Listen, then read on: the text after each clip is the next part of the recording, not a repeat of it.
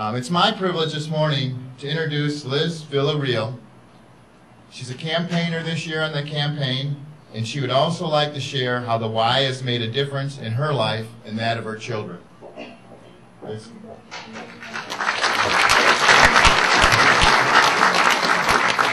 Good morning. My name is Elizabeth Villarreal. 2009, you guys probably all remember what was going on in your lives back then. 2009 was the best and worst year of my life. I worked for a local company that laid off 300 employees. I had a prestigious job there, did wonderful. I was pregnant. I had my husband arrested after domestic violence while I was pregnant, and my 3-year-old witnessed it. So 2009 was a blessing in disguise, because when one door shuts, another one opens. So 2009, I sent my son to Camp Winnebago on scholarship because I did not have income anymore from my previous job, and I didn't have any income from my ex-husband. I had to make the bills meet. I didn't know where else to cut. I was gonna cut everything I could. I cut the cable. I cut so much, and in addition to that, I had attorney's costs so I could keep my children safe.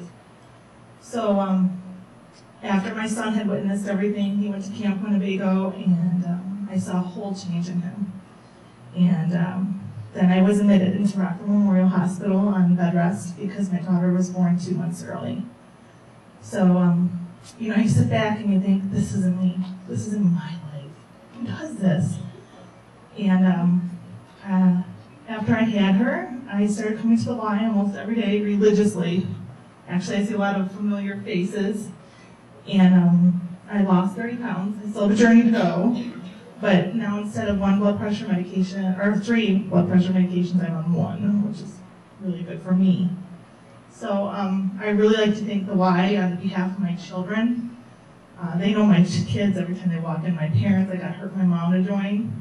So I used to work on the Strong Kids campaign when I was working. I got another job, so we're kind of looking good. But you know, I used to be in your shoes, and I'm not telling you my story like, oh, that poor girl, because really, I'm a strong person. But anything can happen. Next year might not be your year, and you might have to go to the Y for some help, and I was so grateful that they gave me that assistance. And I'm not one of those people that ask for handouts at all. I used to donate all the time. But now I'm up here, and I'm asking all my friends, I'm telling them my story, so that they can help the YMCA, and I really appreciate everything you have done from the bottom of my heart. I know my children do too. So thank you for your time.